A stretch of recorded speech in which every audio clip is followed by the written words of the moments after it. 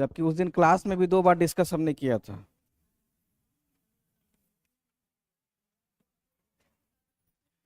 मतलब आपको यही बोले थे ना कि जितना पठार है उसका हम देंगे, यही वाला ना। तो पठार के साथ साथ पर्वत भी मिल गया है, सारा मिल गया है पूरा। सारा एक में मिल गया है ना। हाँ, अब नहीं मिला है तो उसमें उसी दिन आ गया था 6 बजे।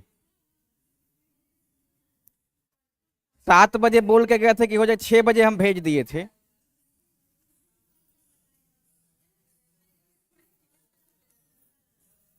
आप लोग उस ग्रुप में नहीं होंगे फिर, जिनके पास नहीं गया है।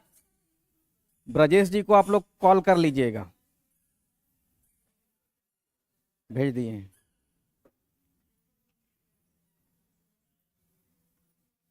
ब्रजेश जी का कहना है कि रात में 10 बजे लोग कॉल करते हैं, तो 10 बजे मत कीजिएगा। 6 बजे से पहले कॉल, 6 बजे से पहले, 6 बजे से पहले कॉल कर लीजिए, जो ऑफिशियल टाइम है। हैं? तो वो अच्छा है।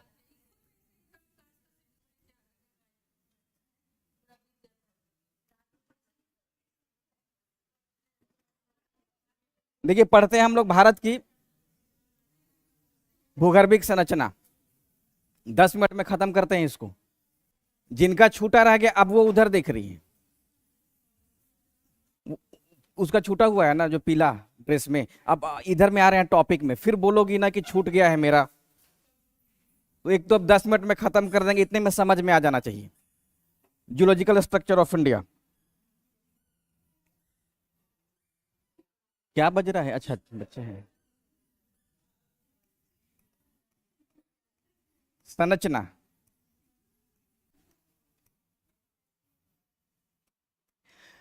जब भी संरचना की बात होगी, स्ट्रक्चर की बात होगी, किसी चीज का स्ट्रक्चर, जैसे चेयर, कुर्सी, इसका स्ट्रक्चर कोई ना कोई लकड़ी है ना, फिर इसका बुरादा भी आ जाता है।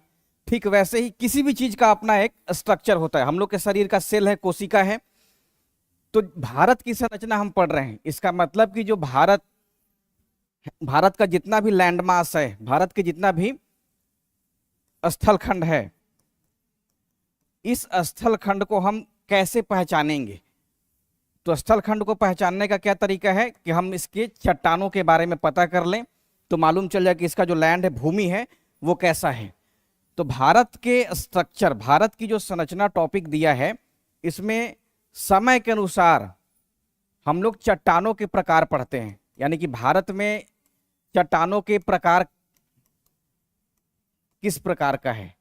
पूरा भारत में तो एक जैसा चट्टान नहीं है, नॉर्थ का हिस्सा अलग है, साउथ का हिस्सा अलग है।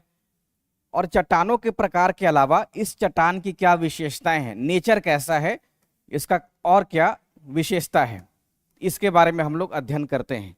तो संरचना कहने का मतलब हो गया चट्टानों के प्रकार और उसकी प्रकृति या विशेषता। किसी भी चीज का स्टडी करना होता है ना। फोन का ही नहीं देख रहे हैं, पहले प्लास्टिक का आता था, अब वो मेटल का आने लगा है। इसका मतलब कि स्ट्रक्चर को समझना बहुत जरूरी है, तभी हम किसी चीज के बारे में समझ सकते हैं। जैसे भारत में आपको पर्वत पढ़ना है, अब स्ट्रक्चर नहीं समझेंगे तो ये पर्वत किस प्रकार की चट्टान का बना है ये समझ में नहीं आएगा। आप लोग जाने कि चट्टान के भी अलग अलग प्रकार हैं, है ना। अरावली में देख रहे हैं कि जहाँ पे ग्रेनाइट है, वहीं विंध्यन में चूना पत्थर की ज्यादा प्रधानता है। तो संरचना जानना जरूरी है हर चीज में। अब संरचना जानना है तो सबसे पहले आपको जियोलॉजिकल टाइम स्केल जानना पड़ेगा। क्या भूगर्भिक समय सारणी है? समय सारणी। तो अभी हम लोग जिस काल में जीते हैं, तो उसको हम लोग छोटा छोटा पार्ट में डिवाइड कर दिए हैं। सबसे छोटा वाला समय का जो माप है वो सेकंड में है ना। इससे बड़ा मिनट हो जाता है, फिर घंटा हो जाता है, फिर दिन हो जाता है, फिर महीना हो जाता है, साल। तो इस तरीके से हम लोग समय बांट दिए हैं। लेकिन पृथ्वी की आयु तो 4.6 बिलियन ईयर है। तो इस कारण से ध्यान रखेंगे, हम लोग पूरे समय को, यानी कि 4.6 बिलियन ईयर से लेकर के अभी तक का जो समय है 2024, इस समय को हम लोग अलग अलग समय में बांट दिए हैं। तो सबसे बड़ा वाला हिस्सा महाकल्प हो गया।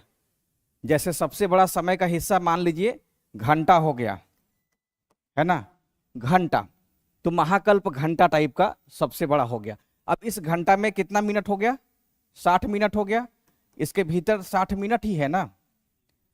हम लोग देखिए समय के अनुसार ना अलग अलग इसका ऑटोमेटिक यूज कर लेते हैं। जैसे आपका एग्जाम है कितने दिन के बाद? 2 महीने के बाद। तो मोटा मोटी हम लोग कहते हैं 2 महीने के बाद या 60 दिन के बाद। ऐसा तो नहीं कहते कि इतने सेकंड के बाद अपना एग्जाम है, नहीं है ना, इतना सेकंड के बाद एग्जाम है। तो हम लोग ऐसा नहीं कह सकते हैं कि पृथ्वी की जो आयु है इतना साल पुराना है। इतना साल पुराना मतलब 4.6 बिलियन को आप साल में तोड़िएगा तो बहुत ज्यादा वो अभद्र जैसा भी लगेगा, मतलब अजीब टाइप टाइप से लगेगा कि हम क्या कह रहे हैं। नॉर्मली हम लोग जैसे 1 घंटा में कितना सेकंड हो गया? 3600 सेकंड ना। तो आपको बोलेंगे कि 2 घंटे के बाद पॉलिटी पढ़ लीजिएगा, तो ऐसे तो नहीं कहेंगे 7200 सेकंड के बाद आप लोग पॉलिटी पढ़ लीजिएगा, थोड़ा अजीब अटपटा लग रहा है। तो पृथ्वी की आयु जब से है 4.6 बिलियन से, तो उसको हम लोग 4 प्रकार में डिवाइड कर दिए हैं। जो सबसे लंबा समय है उसको महाकल्प कहा जा रहा है। महाकल्प कहा जा रहा है। महाकल्प से छोटा युग, जैसे घंटा से छोटा मिनट हो गया, और उसमें पीरियड है। और सबसे कम वाले समय सारणी को हम लोग एज के रूप में, काल के रूप में देखते हैं। अब यहाँ पे इस ग्राफ, यही सारा समझने का है बस। इसको समझ गए ना, इस पूरा का पूरा डायग्राम को, तो इस टेबल को आप समझिएगा। जैसे एरा कहते हैं, एरा घंटा वाला, तो 5 प्रकार का आपको एरा दिख रहा है। एजोइक, दूसरा पैलियोजोइक, तीसरा मेसोजोइक, चौथा सेनोजोइक और 5वां नियोजोइक। अब जैसे ही एजोइक कहते हैं तो इस एजोइक का समय हो गया 600 मिलियन वर्ष पूर्व से भी लेकर के 4.6 बिलियन ईयर पुराना, इतना पुराना है। यानी कि अगर हम ये कहते हैं कि अरावली आर्कियन क्रम की चट्टानों से बना है, तो समझिए कि अरावली का जो समय हो गया वो 600 बिलियन वर्ष पहले से भी बना हुआ है, पहले से बना है। और वहीं जहां हम लोग हिमालय कहते हैं, तो महान हिमालय आता है लगभग 7 करोड़ साल पुराना, 70 मिलियन साल पुराना। 7 करोड़ का मतलब हो गया 70 मिलियन। तो ओलिगोसिन काल में महान हिमालय है। और अरावली आता है ना। तो देखिए कितना समय का अंतर हो जाता है। अरावली कहाँ? जहां हिमालय 7 करोड़ साल पुराना है, वहीं लगभग 600 मिलियन वर्ष से भी पहले का अरावली पर्वत है। तो यही एरा जो है वो एक बड़े समय को बताता है। Azoic, Palaeozoic, Mesozoic, Cenozoic.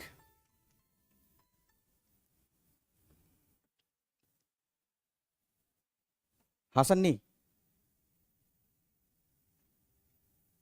इसी क्लास के स्टाफ का है कॉल। सन्नी हेलो,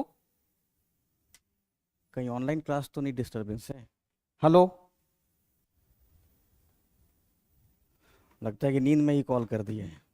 गलती से भी कॉल चला जाता है, लगाना होगा कहीं और पे तो लग गया मेरे ही ऊपर।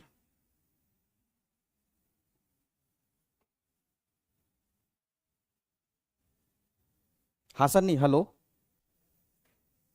Good morning. हाँ क्लास में तो है ही।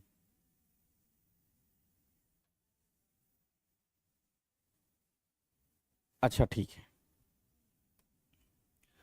आप ही लोग का सूचना है कि एक टाइपिस्ट आ गया है, तो वो काम करेगा अब डेली का, तो कम से कम 10-20% डेली आप लोग को मिल जाएगा, है ना।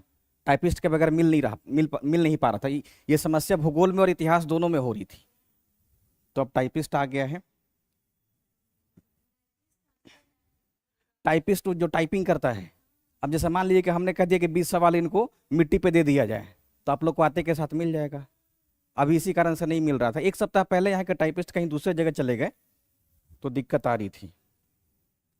तो यहाँ भी पूरा का पूरा संरचना बदल गया है। जितने भी लोग पहले पढ़ा रहे थे, तो स्ट्रक्चरल चेंज हो गया यहाँ पे। एजोइक, ठीक है। एजोइक के बाद कौन सा एरा आया? पैलियोजोइक आया। उसके बाद मेसोजोइक, यही मेसोजोइक डायनासोर का समय था जब विलुप्त हुआ। सेनोजोइक और नियोजोइक, यानी कि हम लोग अभी जिस एरा में रह रहे हैं वो कौन सा एरा है? नियोजोइक। लगभग इसका जो समय है 1 मिलियन ईयर पूर्व। तो 1 मिलियन में कितना लाख हो जाता है? 1 मिलियन में 10 लाख, है ना।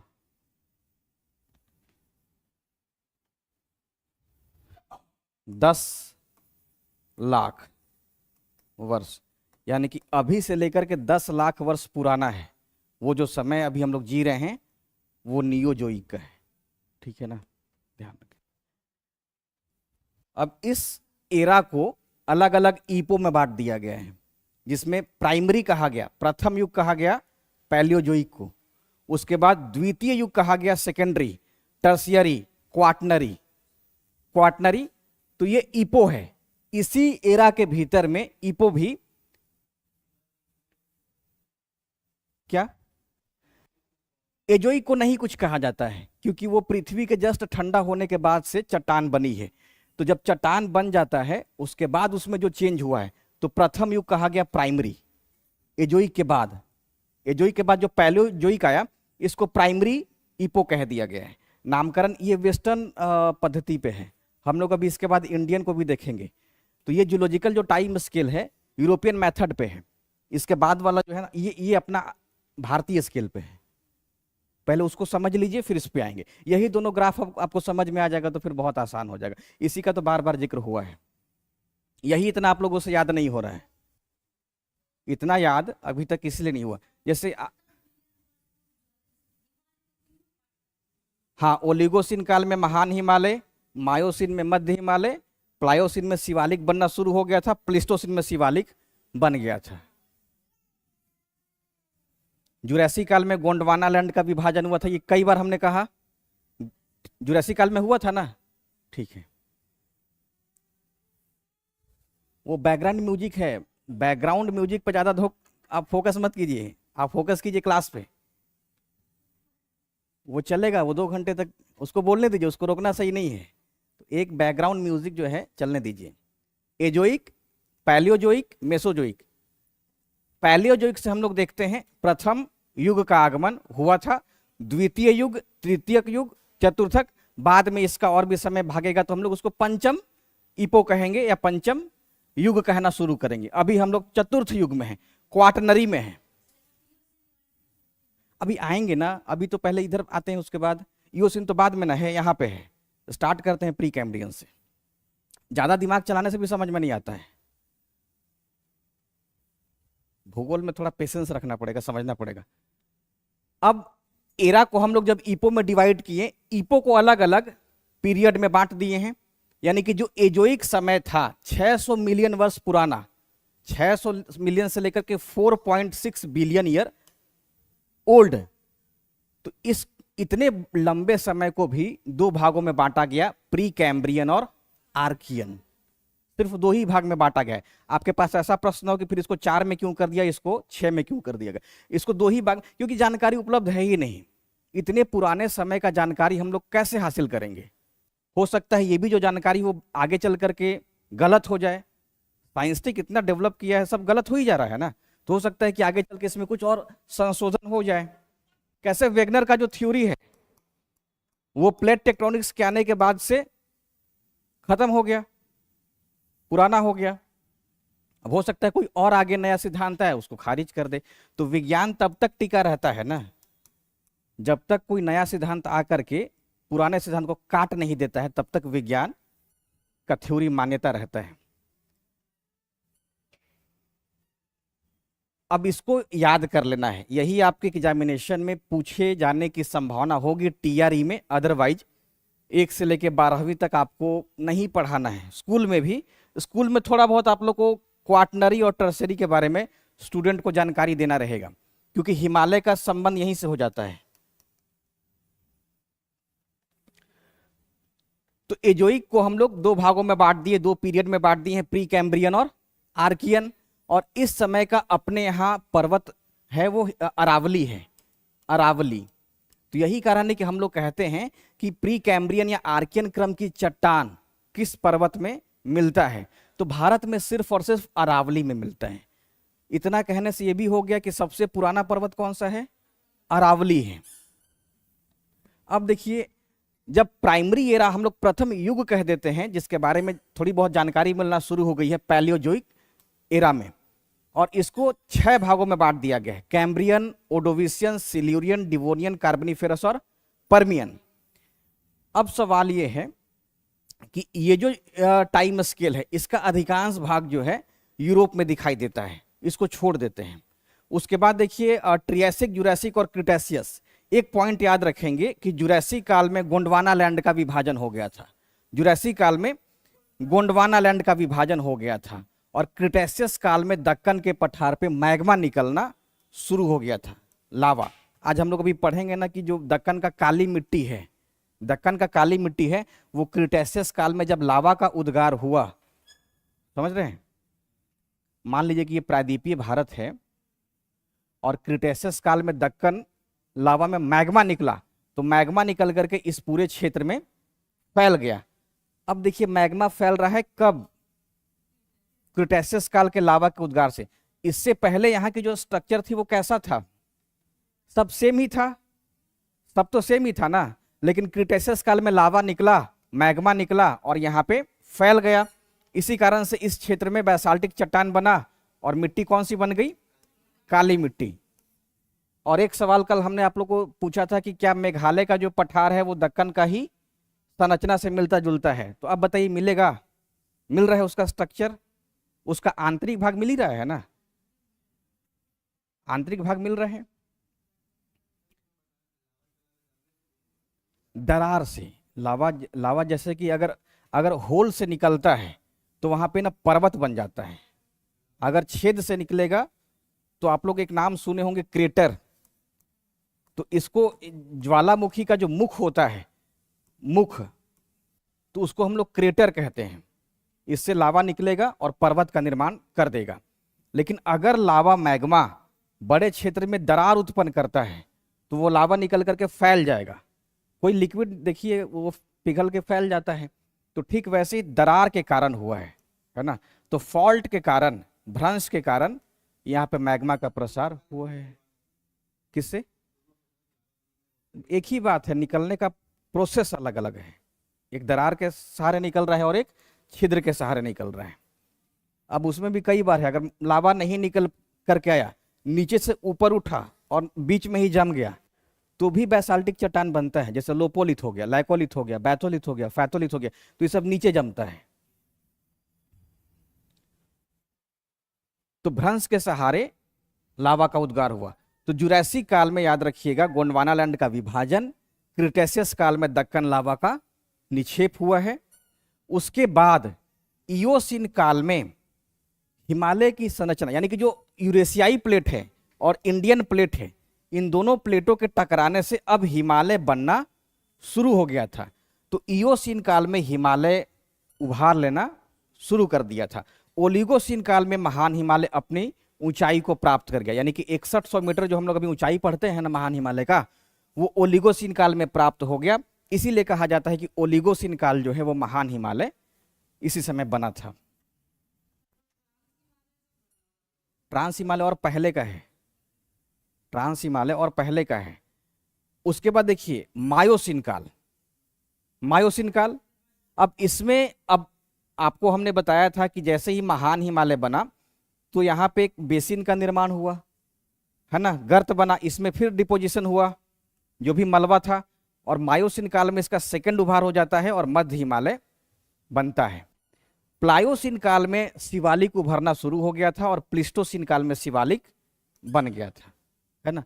हम लोग कैसे नॉर्मली भाषा में जनवरी फरवरी कहते हैं, जनवरी में एग्जाम हो गया, फरवरी में ये हो गया, तो इसको जनवरी फरवरी जैसा समझिए, इसको जनवरी फरवरी। जनवरी में अरावली बन गया, मई आते आते, जून आते आते ये सब बन रहा है, बस काल का नाम डिफरेंट है। आपको ये ऐसा ना लगे कि ये क्या है ना। इतना समझ में आ रहा है सभी लोगों को ये पॉइंट? अगर हम आगे भी क्लास में बोलें कि ओलिगोसीन काल में महान हिमालय बन गया, इसका मतलब ये हो गया ना कि 70 मिलियन में तो ओलिगोसीन काल यानी कि महान हिमालय बन गया था, और इसके बाद मध्य हिमालय मायोसीन काल में बना है, और प्लिस्टोसीन काल के एकदम शुरुआती चरण में, एकदम शुरुआती में, यानी कि इसी को ऊपरी कहा जाता है, अपर क्या, हाँ, प्लायोसीन काल में उभार, दोनों प्लेटों का टकराने से वो उभरना शुरू हो गया था। एकदम से पर्वत नहीं बनता है। जैसे कोई लैंड है वो पहले ऐसे हुआ, थोड़ा और हाइट गया, फिर और हाइट गया, फिर जा करके, तो एक प्रोसेस होता है, प्रोसेस होता है, हर चीज का तो प्रोसेस है। अचानक से क्या हो जाता है? अचानक से तो रोटी भी नहीं बनता है, अचानक से कुछ भी नहीं होता है। तो पहला उभार हुआ, दूसरा हुआ, तीसरा। अब चूंकि हम लोग जिंदा तो नहीं थे कि देख रहे थे कि कैसे कैसे हो रहा है, अब हमको समय पे ही बांट देना है, समय पे ही ना बांट देना है। तो एक कल्पना किया गया है ना कि प्लायोसीन काल में उभरना शुरू हो गया होगा। अब कब तक कैसे उभरा, क्या उभरा, उसके बारे में डीप जानकारी नहीं है। अब मान लीजिए कि प्लीस्टोसीन काल के आरंभिक अवस्था में शिवालिक अपने ऊंचाई को प्राप्त कर लिया। कितना ऊंचा गया? मैक्सिमम 1500 मीटर गया है, महान हिमालय 6100 मीटर गया है, मध्य हिमालय 4500 मीटर एवरेज हाइट है, इतना गया है। यहां तक कोई दिक्कत? जो नए हैं उनको कोई दिक्कत? जैसे जनवरी फरवरी आपको याद करना है, मार्च अप्रैल, ठीक वैसे ही आप लोग इसको उस पर फिट कर दीजिएगा। प्लीस्टोसीन काल में शिवालिक आ गया था।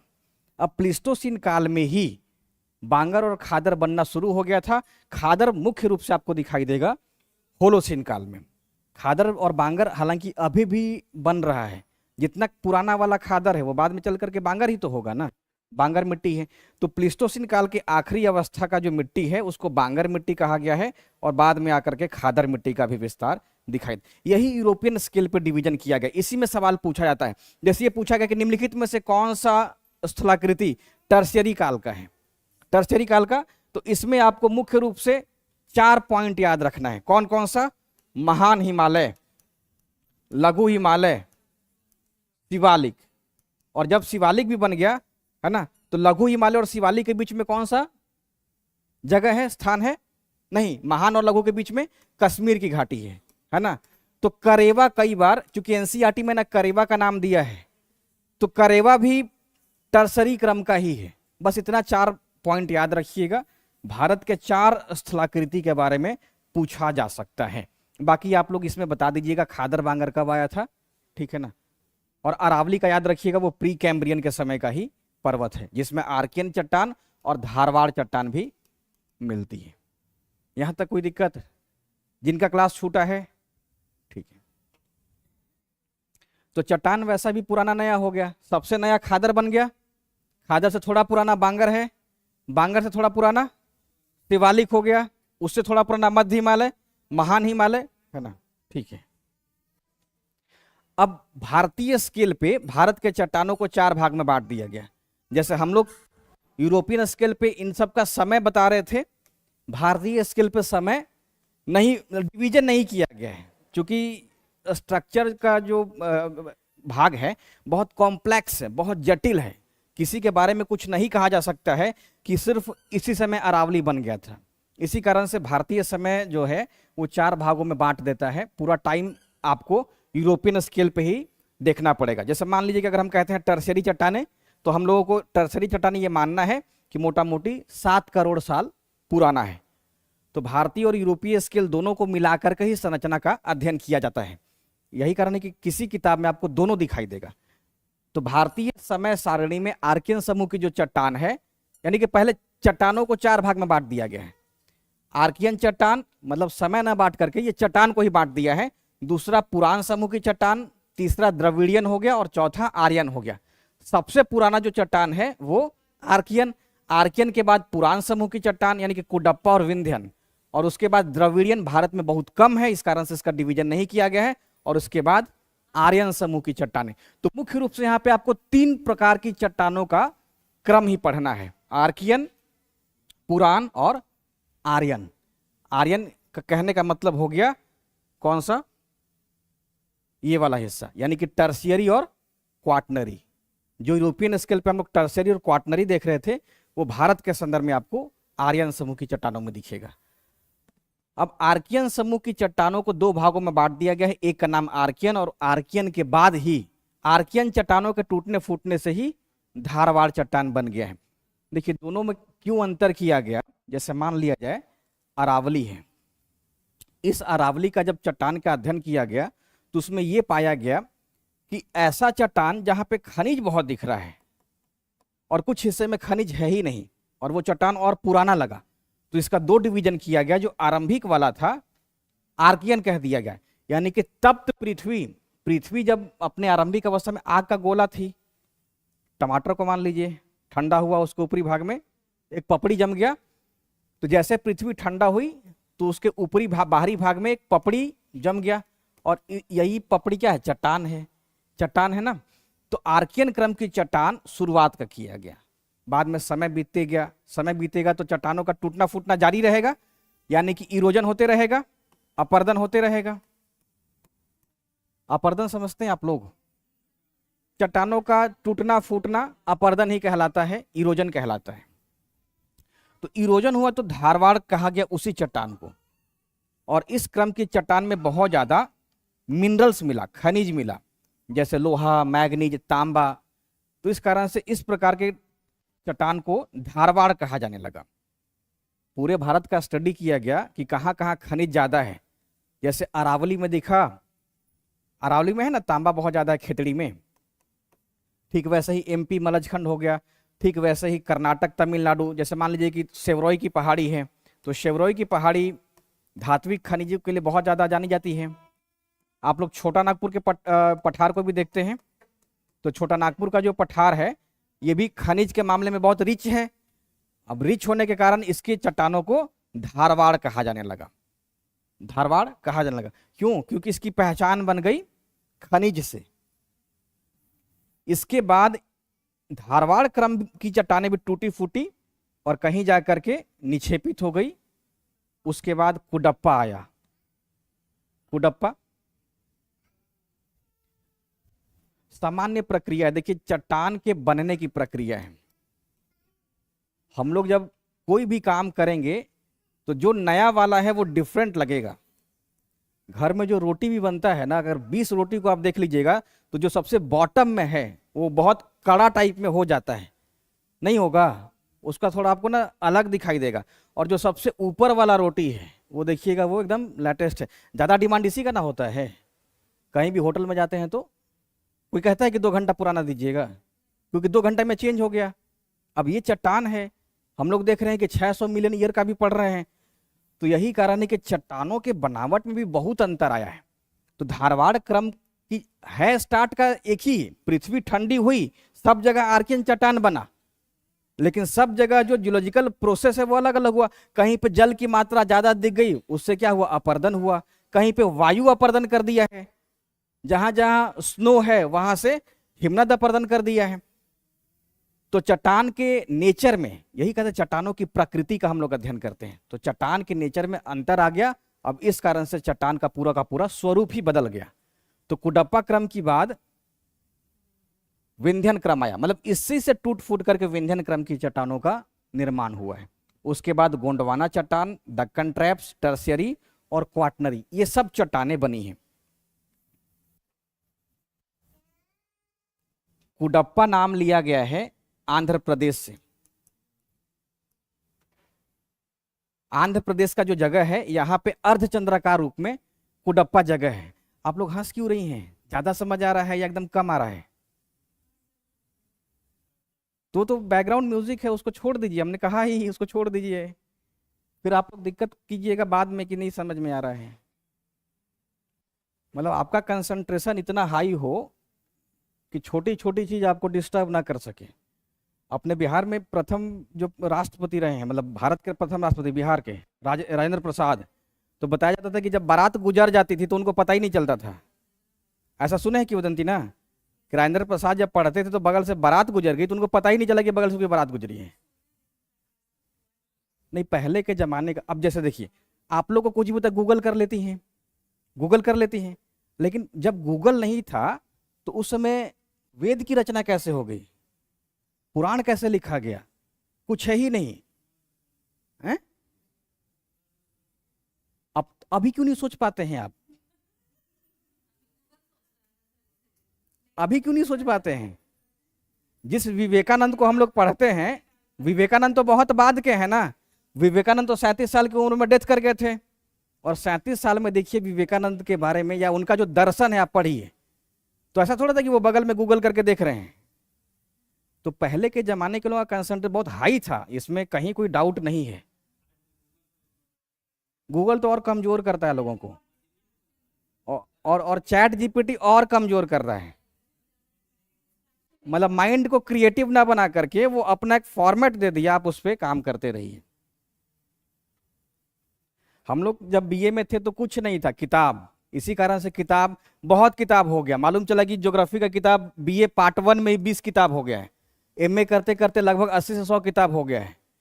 अब उतना पुराना किताब है वो अब मिलता भी नहीं है, तो उसको हटाने का भी नहीं मन करता है कि इसको हटा दें, क्योंकि अब वैसा किताब लिखना पॉसिबल नहीं है।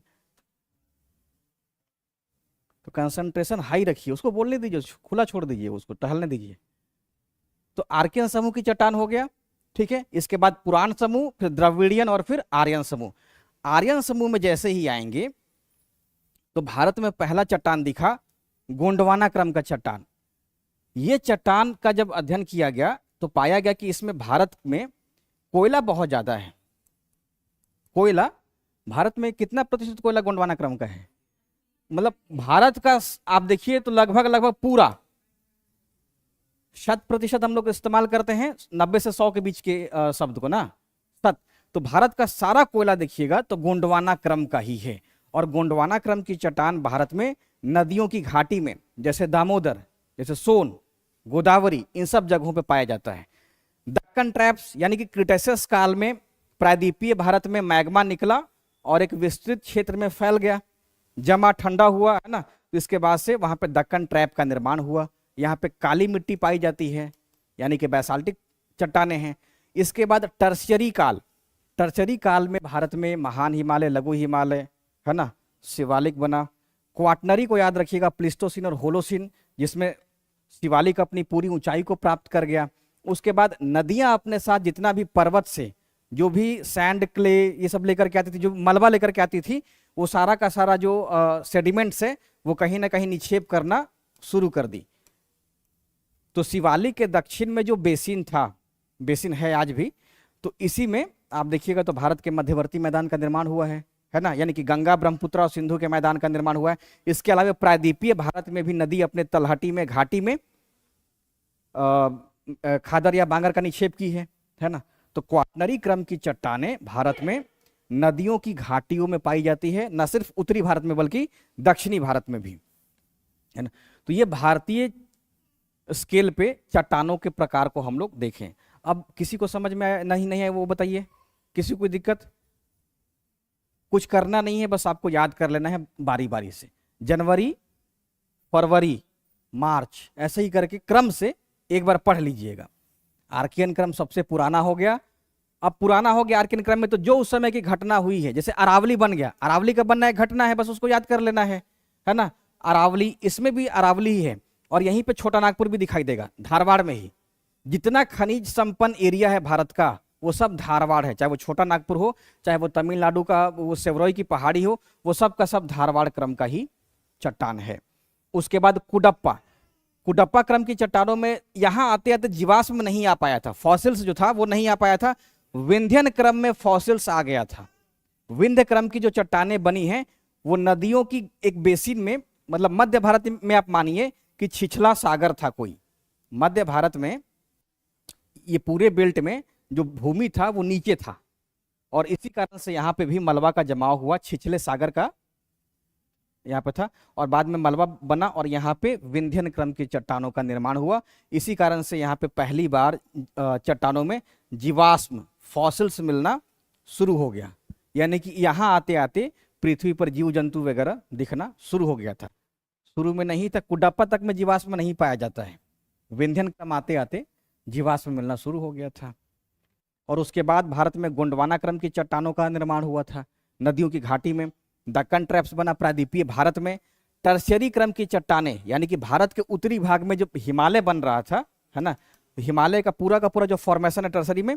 और अभी हम लोग देखते हैं मध्यवर्ती मैदान में जितना भी अभी नदी के द्वारा मलबा बिछाया जा रहा है, खादर, बांगर, ये सब क्वाटनरी क्रम की चट्टानें है। क्लियर हो गया? तो सबसे नई चट्टान कौन सी हो गई? मिट्टी के रूप में, मिट्टी के रूप में है, यानी कि एकदम सॉफ्ट है वो, तो उसको मिट्टी कह रहे हैं। और थोड़ा सा जो सख्त है, हार्ड है, बांगर हो गया, है ना। इसके बाद देखिए तो हिमालय की सारी चट्टानें आपको दिखेंगी। अब आगे बढ़ते हम लोग मिट्टी के प्रकार में। यही आपको मैप हमने दिखाया था संरचना में, क्या है? नहीं, गोंडवाना का हो गया ना, 98% कोयला मिल रहा है, वो भी बिटुमिनस है।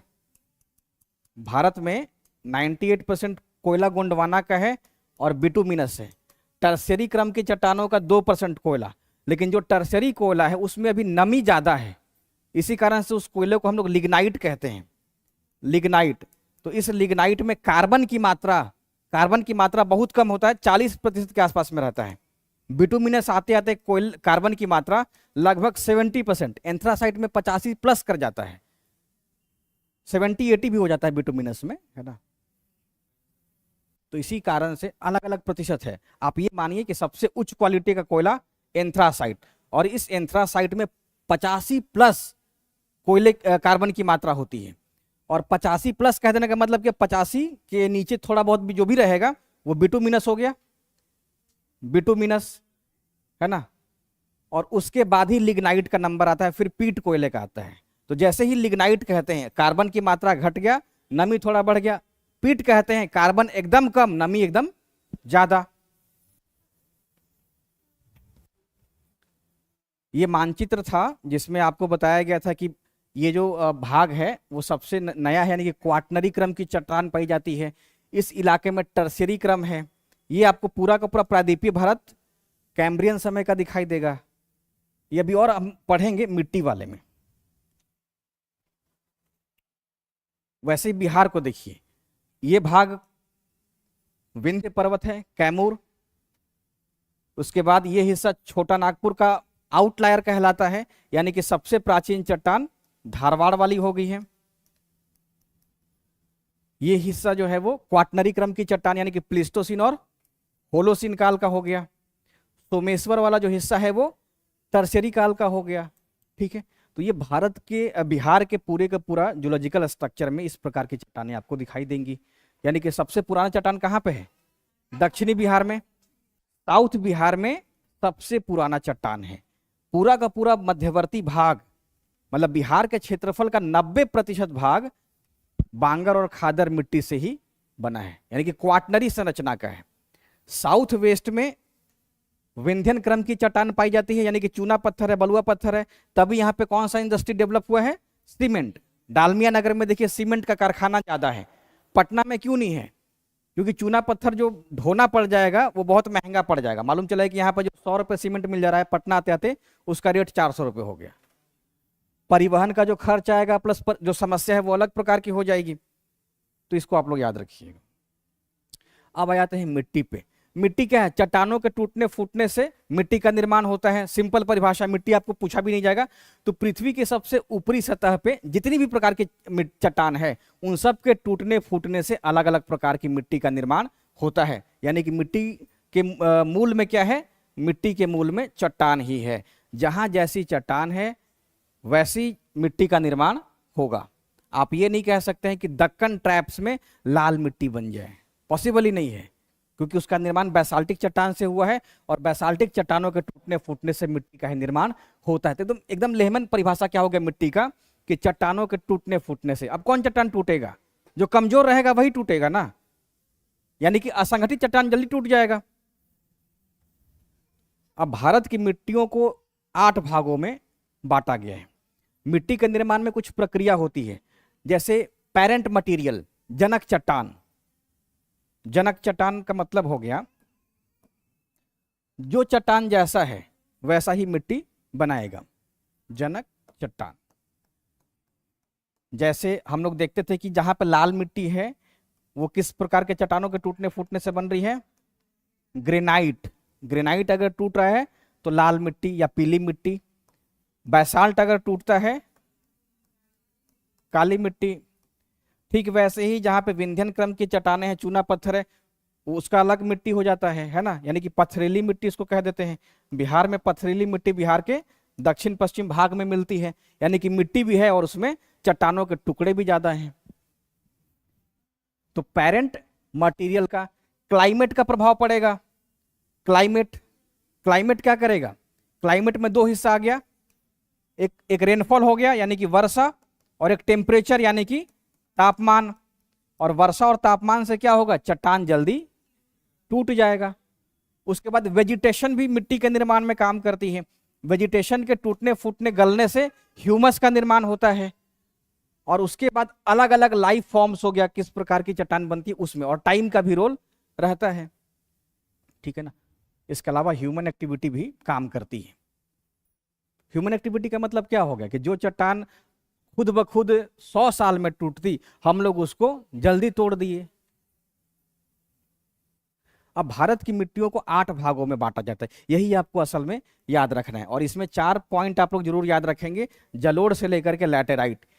यहां से प्रश्न आने की सबसे ज्यादा 80% चांस रहेगा कि क्वेश्चन आपका मिट्टी में इसी 4 में आ जाए। 20% बहुत कम संभावना रहता है कि इसमें आ जाए। यूपीएससी यहां से ज्यादा सवाल खींचती है क्योंकि उसका मुख्य फोकस वही सेगमेंट होता है जहां पर सवाल कम होता है और स्टूडेंट छोड़ देता है। लेकिन चूंकि पीसीएस या टीआरई है तो ये 4 प्रकार की मिट्टी को आप लोग बहुत अच्छे से पढ़िएगा। भारत में इसी का सबसे ज्यादा विस्तार है। ये सब स्पार्स है, ये सब छिटपुट तरीके से मिट्टी मिलता है।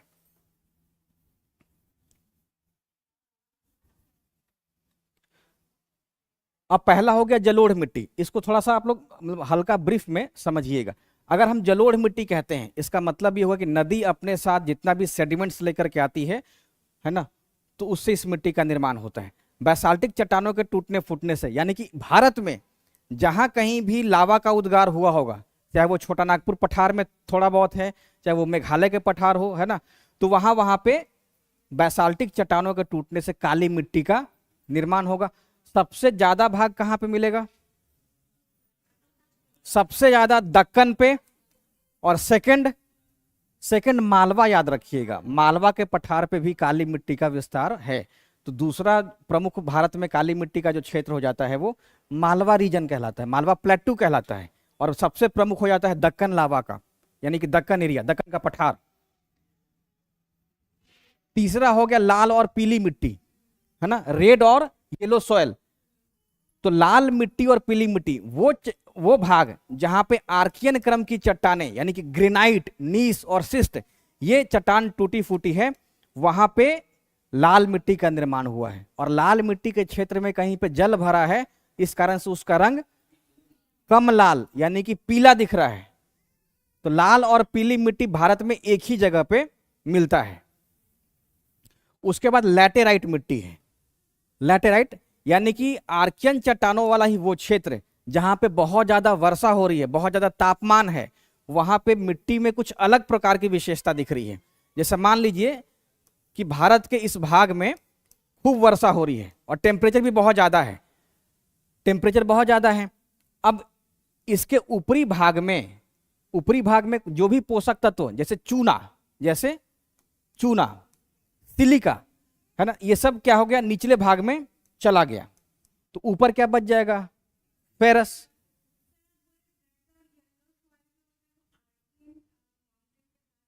हाँ, नहीं टूटने फूटने, देखिए बात क्या हुआ लाल और पीली मिट्टी में। अगर हम कहते हैं कि ग्रेनाइट चट्टानों के टूटने फूटने से लाल और पीली मिट्टी का निर्माण हो रहा है। एक हो गया अरावली। अरावली के पास इसलिए नहीं मिलता है क्योंकि जो ग्रेनाइटिक चट्टान है वो उस तरीके से टूटा फूटा नहीं है। नहीं, जहां जहां आर्कियन क्रम की चट्टानें पाई जाएंगी, जैसे ग्रेनाइट, जैसे नीस, जैसे सिस्ट, टूटेगा तभी मिलेगा, अदरवाइज वहां पे चट्टान ही मिलेगा। जैसे अरावली है, अरावली में क्या है कि वर्षा या नदी बहुत कम है, एक बरसाती नदी है लूनी, इसके अलावा तो कोई नदी है। तो अरावली में क्या है कि ग्रेनाइट जो है वो जस का तस अभी चट्टान के रूप में खड़ा ही है, ग्रेनाइट खड़ा ही है। वहीं प्रायद्वीपीय भारत में देखिएगा तो गोदावरी, कृष्णा, कावेरी, ये सब बड़ी बड़ी नदी है, वो अपने साथ अपर्दन का काम बहुत ज्यादा की है। प्लस प्रायद्वीपीय भारत में देखिएगा तो वर्षा बहुत ज्यादा है, तापमान भी ज्यादा है क्योंकि वो इक्वेटर के नजदीक में है, इस कारण से वहां पे अपर्दन की क्रिया। तो अब ध्यान ये रखेंगे कि चट्टान तो है, जैसे आप लोगों ने देखा कि चट्टानों के निर्माण पे क्लाइमेट का भी रोल होता है, क्लाइमेट का भी रोल होता है। तो उन जगहों पर ग्रेनाइट चट्टान ग्रेनाइट ही रह जाएगी अगर क्लाइमेट के कारण या और भी फैक्टर के कारण उसका अपर्दन, इरोजन ना हुआ हो।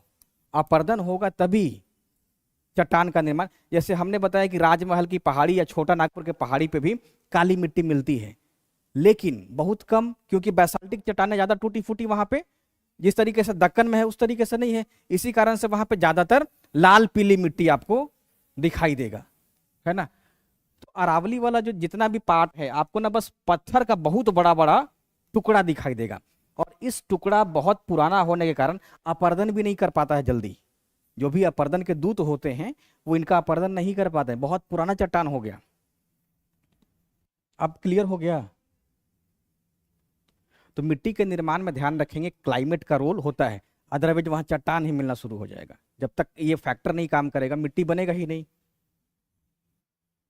लाल और पीली मिट्टी, लैटेराइट, लैटेराइट मिट्टी वो क्षेत्र में पाया जाएगा जहां पे हाई रेनफॉल हो और हाई टेम्परेचर हो, और साथ ही इवापोरेशन, वाष्पीकरण ज्यादा हो। तो लैटेराइट मिट्टी को ध्यान रखिएगा, नहीं वाष्पीकरण नहीं, ताप और वर्षा, ताप प्लस वर्षा। ताप और वर्षा के कारण क्या होगा कि मिट्टी के ऊपरी भाग से जितना भी मिनरल्स है वो नीचे भाग में चला जाता है, तो इस कारण ऊपरी फेस पे बड़ा बड़ा टुकड़ा बच जाता है, यानी कि कंकड़ बच जाएगा। तो कंकड़ को ही क्या बोलते हैं, ऊपरी भाग में लोहा बच गया, फेरस, है ना।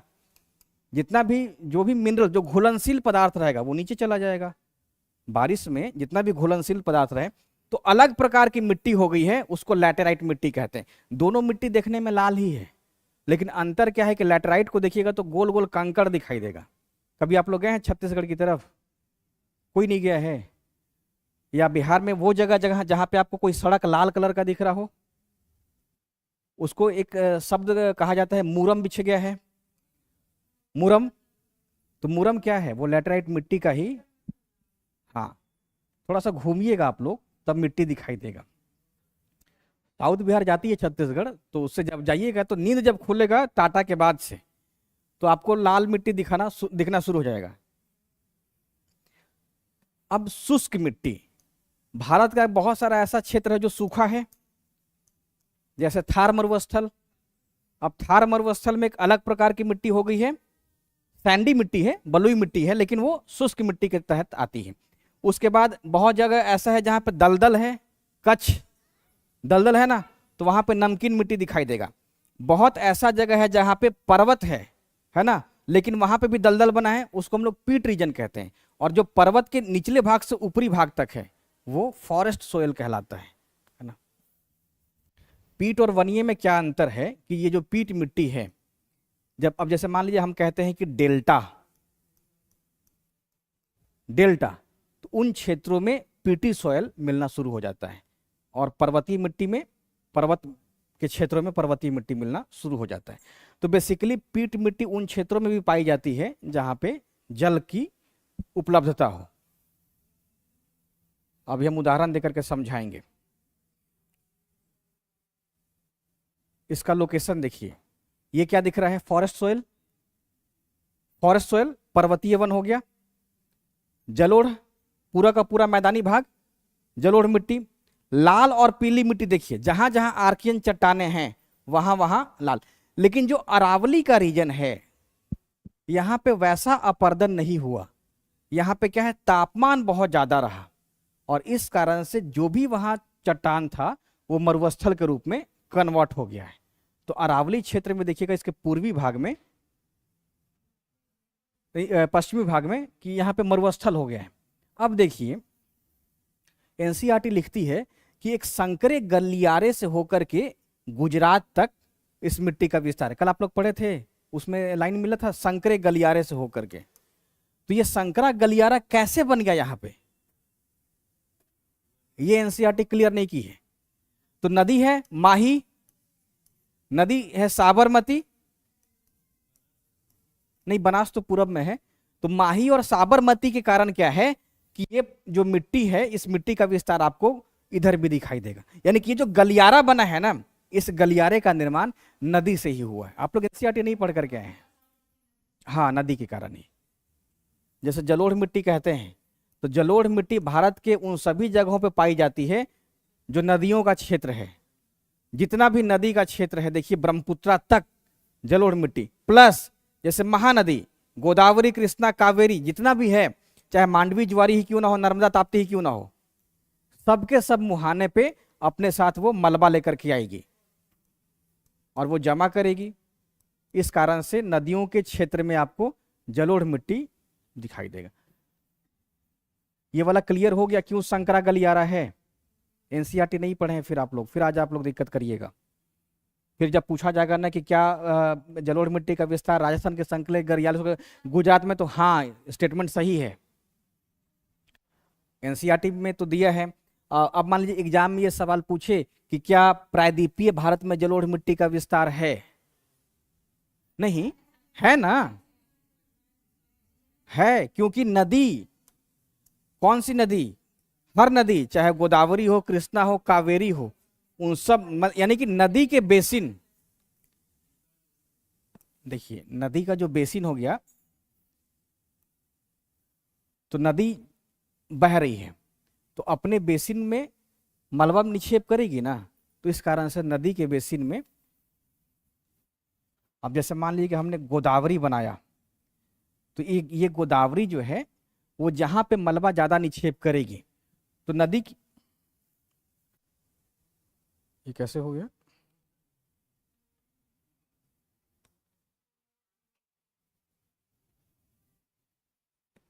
हाँ,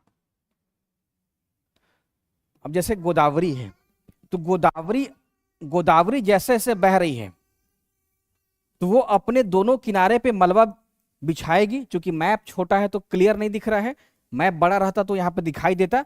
यानी कि गोदावरी अपने दोनों किनारों पे और प्लस अपने माउथ यानी कि मुहाने पे सारा का सारा जलोढ़ निक्षेपित कर देगी। इस कारण से नदियों की घाटियों में प्लस नदियों के मुहाने पे जलोढ़ मिट्टी पाया जाएगा, चाहे वो नर्मदा ताप्ती ही क्यों ना हो। ये मैप बड़ा रहता तो वो भी दिखाई देता।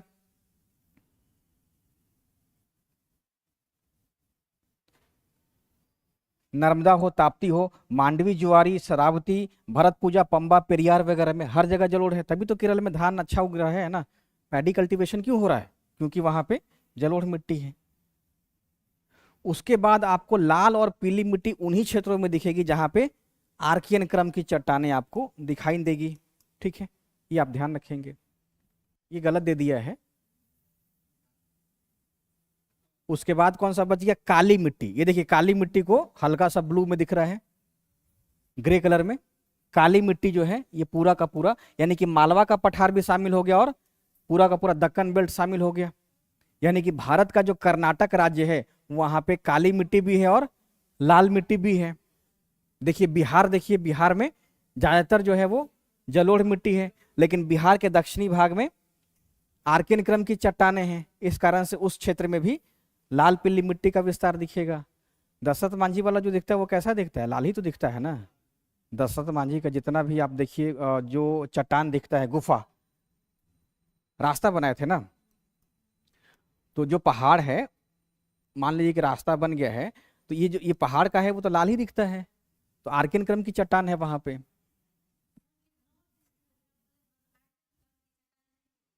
कहाँ पे?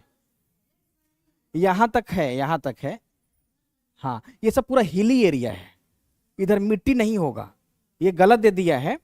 आप खुद कल्पना से सोचिए कि जहां पे पहाड़ है यहां पे पर्वतीय मिट्टी होना चाहिए, पर्वतीय मिट्टी। यानी कि प्रायद्वीपीय भारत का यहां तक विस्तार है, आर्कियन क्रम की चट्टानें यहां पे दिखाई देंगी। पूरा अरुणाचल तक।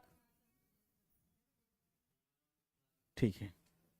उसके बाद हो गया शुष्क मिट्टी। शुष्क मिट्टी का मतलब मरुस्थलीय मिट्टी हो गया।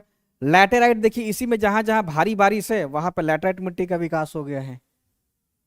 यहां देखिए लैटेराइट दिख रहा होगा, लैटेराइट दिख रहा है। तो ये भारत में मिट्टियों का वर्गीकरण है। अब हम वापस इस मैप पे आएंगे, पहले आप लोग अलग अलग मिट्टी का देखिए। डेजर्ट सॉइल किसी माउंटेन से नहीं बना है, वो पूरा बैरन लैंड था, लेकिन तापमान बहुत ज़्यादा हुआ है ना, तो बहुत तापमान हो गया और यहाँ पे वाष्पीकरण बहुत ज़्यादा हुआ। इस कारण से यहाँ पे सिर्फ बालू ही बालू बचा। हम उसी मिट्टी को उपजाऊ कहते हैं जिसमें ह्यूमस की मात्रा हो, कुछ और भी खनिज हो, जैसे पोटास हो, है ना, फॉस्फोरस हो, तो हम लोग उस मिट्टी को उपजाऊ मिट्टी कहते हैं। यहाँ पे क्या है कि ये बालू में ही कन्वर्ट हो गया, मतलब कि जितना भी चट्टान है, इस चट्टान के टूटने फूटने से जो मिट्टी है वो कण के रूप में बिखर गई है, जिसमें कोई पोषक तत्व तो डेवलप ही नहीं किया। दोनों एक ही है, कोई अंतर नहीं है, एक ही है। और कोई सवाल किसी का?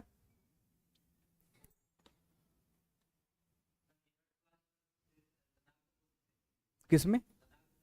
लद्दाख को इसलिए नहीं बोलेंगे, वहां पे डेजर्ट है, लेकिन जो बालू का कण यहाँ पे ऐसा मिलता है, तो हाई टेम्परेचर न होने के कारण यहाँ पे डेजर्ट कहते हैं जहाँ पे बालू का कण बहुत ज्यादा हो, और एरिड कहते हैं सूखे क्षेत्र को। हाँ, लद्दाख को कोल्ड डेजर्ट कहते हैं, लेकिन वहां की जो मिट्टी है वो पथरीली है, क्योंकि हिमालय है। मिट्टी क्या है? पथरीला है। इस कारण से इसको हम डेजर्ट तो बोलते हैं, लेकिन हम रेगिस्तान नहीं बोलते हैं। हिंदी में ऐसा नहीं कहेंगे कि वो रेगिस्तान है। सूखा क्षेत्र ज्यादा प्रचलित है, सूखा। कोल्ड डेजर्ट कह देते हैं, ठीक है ना, लेकिन डेजर्ट कहने का मतलब असल में हम लोग हॉट वाले से लेते हैं, जो गर्म मरुस्थल है, जहां पे बालू आपको दिखाई दे। अब यहाँ पे क्या है कि माउंटेन है, ऊंचाई बहुत ज्यादा है, इस कारण से जो पत्थर है वो उस तरीके से टूटा फूटा नहीं। अगर कोई पत्थर रख दीजिए और इस पत्थर का टेम्परेचर मतलब कहीं से बढ़ाइए तो टूट जाएगा जल्दी ही। तो ताप के कारण इस यहाँ पे जितना भी चट्टान था टूटा फूटा, प्लस यहाँ पे हवा भी फैक्टर रहता है, हवा के कारण भी वो जल्दी और टूट गया। क्या हवा अपर्दन का काम करता है? वो इतना अपर्दन का काम करता है कि हवा यहाँ के बालू को उठा करके यहाँ बैठा सकता है। जैसे आप लोग चीन का देखिए, चीन में क्या है? लोयस मिट्टी है, जो हम लोग भारत में जलोढ़ कहते हैं, ठीक वैसे ही चीन में हवा के द्वारा भी अवसादों का निक्षेपण किया गया है, तो उसको हम लोग लोयस मिट्टी कहते हैं। चीन में ये मिट्टी लोयस मिट्टी है, पतला बारीक कण बिछ जाता है, और ये लोयस मिट्टी बहुत दूर दूर से आता है, गोबी डेजर्ट से आ गया। भारत में सबसे ज्यादा मिट्टी का विस्तार है जलोढ़, इसके नाम में ही इसका अर्थ छिपा हुआ है, जल और, है ना। तो जल में जितना भी अवसाद घुला मिला रहता है, जाकर के नदी कहीं पे बिछा दी, उससे जो मिट्टी बना हम लोग जलोढ़ कहते हैं, एलुवियल सोयल। तो नदियों के द्वारा लाई गई मिट्टी है। अब देखिए, नदी कहने का मतलब हो गया जो जिस क्षेत्र में नदी है।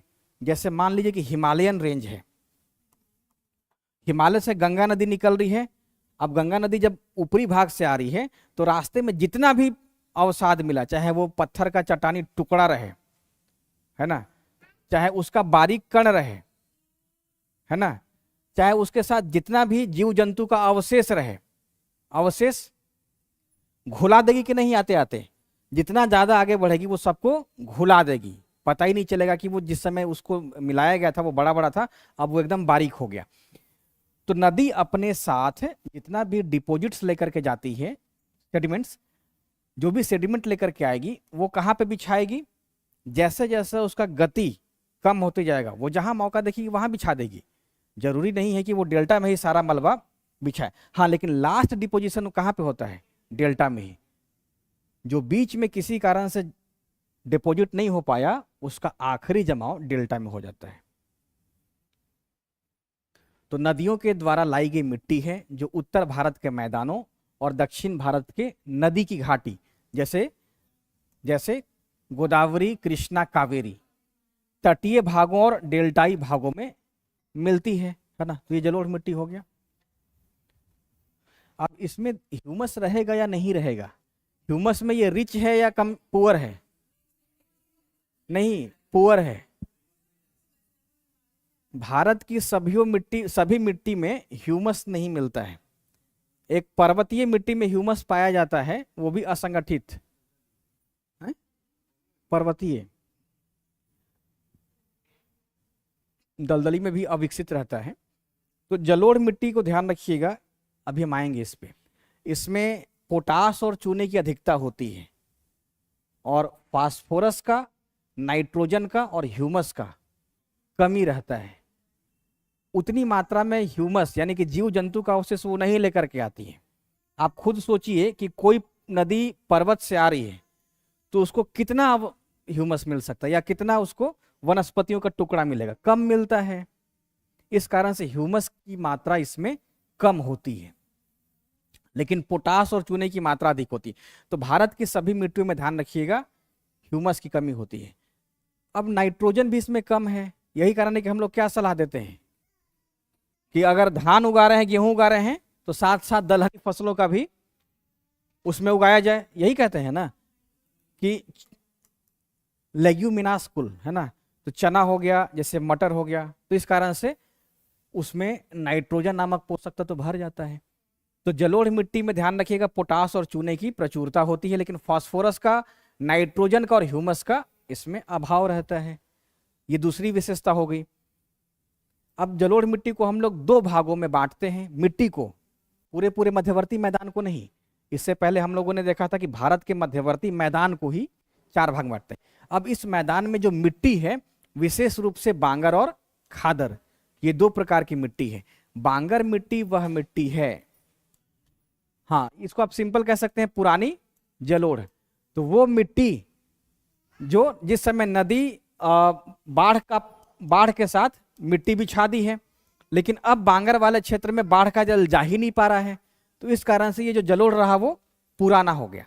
तो उस क्षेत्र को हम लोग बांगर क्षेत्र कहते हैं। और खादर वो क्षेत्र हो गया जहां पे हर साल मिट्टी की एक नई लेयर बिछ जा रही है, तो नई परत बिछ जाने का इसको हम नया जलोढ़ कहते हैं। तो बांगर खादर हो गया।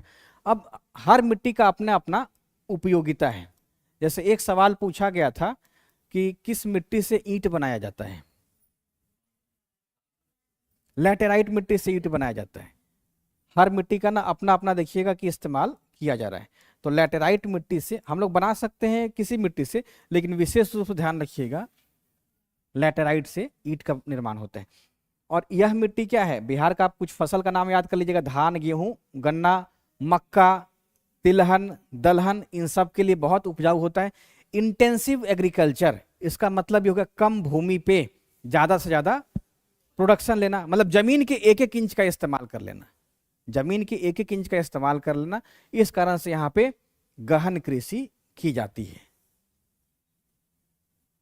यही आप दक्षिण भारत में या मध्य प्रदेश में जाइएगा तो खेत भी दिखाई देगा, बड़ा बड़ा घर भी दिखाई देगा, खुला जगह भी दिखाई देगा।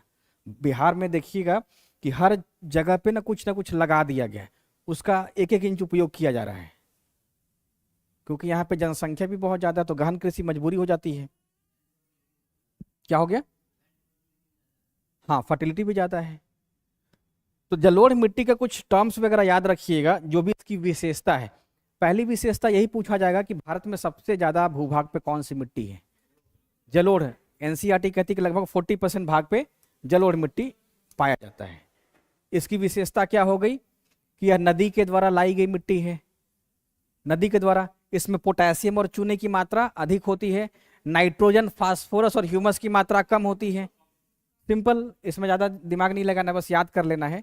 बाद में भूलिएगा आप लोग तो कोई ना कोई टर्म याद कर लेंगे कि जलोढ़ मिट्टी में पोटास है कि नहीं है ना, चूना है कि नहीं है, और नाइट्रोजन नहीं है, कम है, नाइट्रोजन में कम है, फास्फोरस भी कम है और ह्यूमस भी कम है। तो ये आपको याद करना पड़ेगा। इसमें आपको चाहे रट के याद कीजिए, लिख करके याद कीजिए, प्रैक्टिस करके याद कीजिए, याद करना पड़ेगा। याद तो हो ही गया होगा अभी, याद तो हो ही गया होगा। इसमें कुछ, ये तो 9th क्लास लेवल का है, इसमें ज़्यादा दिमाग नहीं लगाना है। ये तो आप लोगों को वैसे खुद से पढ़ लेना चाहिए, लेकिन हम पढ़ा देते हैं। वैसे पढ़ाने में वो मन लगता है जिसमें कुछ आपको ना पता ही नहीं है, थ्योरी ज़्यादा है, उसमें पढ़ाने में मन लगता है। ये तो याद करने वाला है, अब किसी तरीके से आप याद कीजिए। अब एवरेस्ट की ऊंचाई है, आपको याद ही ना है, अब उसमें क्या समझाना है। अब जैसे ये कहा गया निक्षेपित मृदा है, निक्षेपित मृदा है, इसका मतलब क्या हो गया कि कहीं से वो आया है ना। तो इस कारण से इसको हम लोग, जैसे देखिए मिट्टी का 3 प्रकार हो जाता है। पहला हो जाता है जोनल, दूसरा हो जाता है अजोनल या एजोनल, और तीसरा हो जाता है इंट्राजोनल। जोनल मिट्टी, इसको हिंदी में क्षेत्रीय कहते हैं, और इसको अक्षेत्रीय। और इसको अंतः क्षेत्रीय कहते हैं।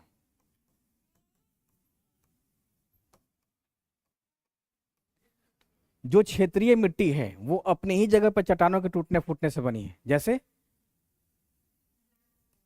हाँ, जैसे काली मिट्टी, लाल और पीली मिट्टी हो गया, लाल और पीली। तो बैसाल्टिक चट्टानें अपनी ही जगह पर टूटी फूटी काली मिट्टी का निर्माण हो गया। आर्कियन चट्टानें यानी कि ग्रेनाइट चट्टानें अपनी ही जगह पर टूटी फूटी लाल मिट्टी का। लेकिन अक्षेत्रीय, इस प्रकार की मिट्टी का जो सोर्स होता है वो कहीं और होता है, यानी कि कहीं से इसको ला करके बिछा दिया जाता है। जैसे जलोढ़ मिट्टी, इसका सारा जितना भी अवसाद है कहीं ना कहीं से वो आ रहा है और कहीं दूसरे जगह बिछाया जा रहा है। जैसे लोयस मिट्टी, लोयस मिट्टी में कौन सा फैक्टर काम करेगा? विंड, पवन। पवन अपने साथ जितना भी धूल कण को उड़ाएगा और वो धूल कण जहां पे जाकर के जमा हो जाएगा तो एक लंबे समय के पश्चात वहां पे मिट्टी की एक नई परत बिछ जाती है ना। तो इस कारण से वो लोयस मिट्टी है। इसका मतलब कि बड़ा बड़ा चट्टान तो उड़ के नहीं जाएगा, गया कौन सा? पाउडर। पाउडर, इस कारण से लोयस मिट्टी में कण बहुत बारीक होता है। हाँ, अब ऐसा सवाल रहे कि लोयस मिट्टी में चट्टानों के बड़े बड़े टुकड़े होते हैं तो क्या स्टेटमेंट गलत रहेगा कि सही? गलत हो जाएगा। चट्टान बड़ा बड़ा कभी हम लोग को दिखता है उड़ते? उड़ेगा ही नहीं। उड़ेगा क्या? पाउडर उड़ेगा। तो लोयस मिट्टी में सबसे बारीक महीन कण मिलता है। तो ये हो गया अक्षेत्रीय। इंट्राजोनल में क्या है कि उसमें कुछ केमिकल प्रोसेस या रिएक्शन हो जाता है, प्रोसेस हो जाता है। जैसे मान लीजिए, क्या? पैंजिया,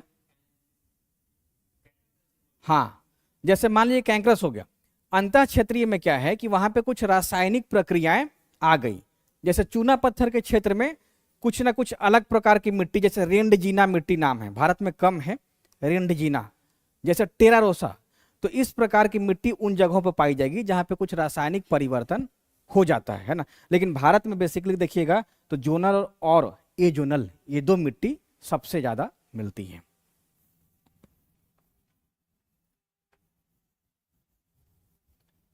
तो यह एक निक्षेपित मिट्टी है जिसमें पोटास और चूने की प्रचुरता होती है। दूसरा पॉइंट याद रखेंगे। तीसरा, जलोढ़ को हम लोग दो भागों में बांट दिए हैं, समझ गए? बांगर और खादर। बांगर में बाढ़ का पानी नहीं पहुंच पा रहा है, इसका ये पुराना जलोढ़ हो गया। और खादर में हर साल मिट्टी की एक नई परत बिछ जा रही है बाढ़ के कारण, तो नया जलोढ़ हो गया। अब इसकी उपयोगिता अब आपको बिना समझे या देखे बता देना है। बिहार को आप मान लीजिएगा, धान होता है यहाँ पे, मकई होता है, गेहूं होता है, सब फसल होगा यहाँ पे। हाँ, अब ये नहीं कि कपास कह देंगे, कपास नहीं। हाँ, तो जलोढ़ मिट्टी में जितना भी आप कह दीजिए खाद्यान्न है वो उगाया जाता है। दूसरा मिट्टी हो गया भारत में काली मिट्टी। वैश्विक लेवल पे हम लोग इसको इंटरनेशनल लेवल पे चेरनोजम मिट्टी भी कहते हैं, चेरनोजिम। अगर जैसे मान लीजिए कि हम लोग अमेरिका का अध्ययन करते हैं, जैसे प्रेरी रीजन, तो वहां पे मिट्टी है चेरनोजम। चेरनोजम कहने का मतलब ब्लैक सॉइल। तो इसको हम लोग कपास वाली काली मिट्टी कह देते हैं, क्योंकि यहाँ पे कपास सबसे ज्यादा उगाया जाता है। करेल मिट्टी भी कह देते हैं या रेगुर मिट्टी भी कह देते हैं। इसी को एनसीईआरटी में लिखा है स्वतः जुताई वाली भी मिट्टी, यानी कि सूख जाने पे बहुत बड़ा बड़ा इसमें दरार उत्पन्न हो जाता है। अब देखिए काली मिट्टी है, तो ये बना कैसे है? बैसाल्टिक चट्टानों के टूटने फूटने से। अब यही सवाल आप लोगों से पूछा जाएगा कि भारत में बैसाल्टिक चट्टानों के टूटने फूटने से किस प्रकार की मिट्टी का निर्माण हुआ है? तो काली मिट्टी का निर्माण हुआ है। तो कपास वाली काली मिट्टी है। काला क्यों होता है? क्योंकि बैसाल्ट चट्टान ही काला होता है। अब बैसाल्ट चट्टान काला क्यों होता है, अब ये ईश्वर बताएंगे। क्या क्या दिया है? तो बैसाल्ट चट्टान के टूटने फूटने से, और क्या? तो फेरस के कारण होते, तो उसमें भी तो प्रश्न हो जाएगा कि फिर वो क्यों काला होता है। सवाल तो ये पूछा जा रहा है ना। क्या? तो एक ही बात तो हुआ, बैसाल्ट लिख दे या दक्कन ट्रैप लिख दे, कहने का मतलब कि बैसाल्ट चट्टानों की पहचान कैसे हो रही है? लोकेशन से, दक्कन से हो रहा है। तो बात एक ही है।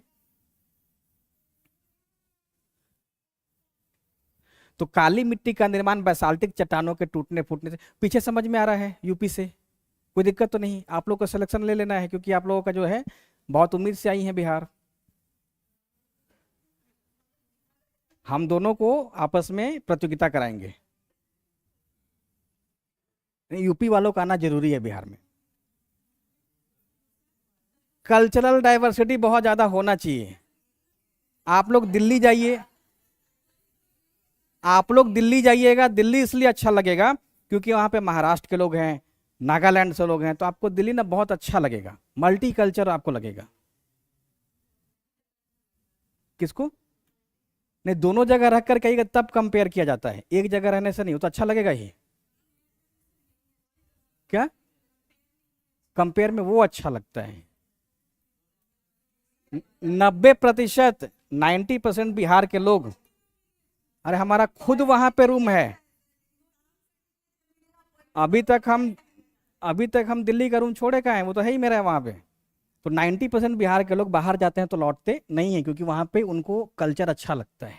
10% आ जाते हैं, आप लोग 10% में हैं। तो ब्लैक सोइल में याद रखिएगा। वैसे आप लोग जिस फील्ड में जा रही है ना, उसमें इन सबसे ऊपर उठ जाना है, जाति से, धर्म से, अपने क्षेत्र से, इन सब से आप ऊपर उठ जाइए। कोई बिहार का लोकल है, वो आपको क्या कर देगा ये बताइए हमको। हाँ, बिहार के लोग वो क्या कर देगा? कुछ तो नहीं करेगा।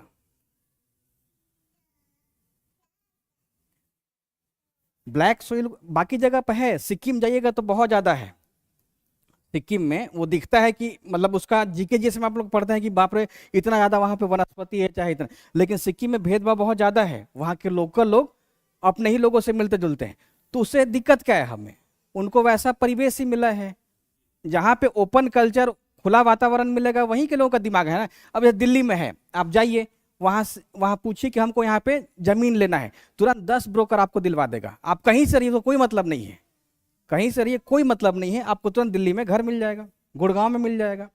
तो वो सब उस फेज को ना पार कर गया है। कोई आपसे जातिवादी पूछेगा नहीं, कोई नहीं पूछेगा।